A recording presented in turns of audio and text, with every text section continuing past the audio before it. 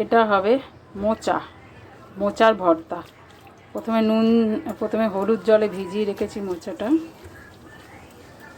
ভর্তা করব ভর্তা। এরপর একটু হলুদ দিয়ে মোচাটাকে একটু একবার ফুটিয়ে মানে সেদ্ধ করে নিলাম, ছেঁকে নিলাম ঝুড়িতে।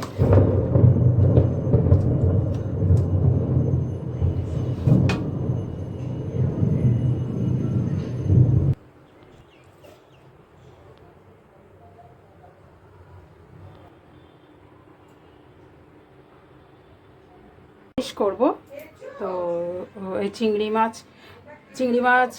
পেঁয়াজ, রসুন আর চিংড়ি মাছটা ভেজে নিয়েছি তেল দিয়ে, একটু এটাকে পেস্ট করব চিংড়ি মাছ দিয়ে। তো প্রথমে পেঁয়াজটা দিয়ে দিলাম, ভাজা ভাজা হবে একটু, পেঁয়াজটা একটু লালচে লালচে হয়েছে, দিয়ে দিলাম মোটাটা। এবারে টেনে নিলে এতে দেবো নুন, হলুদ, লঙ্কা, চিংড়ি মাছ বাটাটা, মাছের মোচা ভর্তা।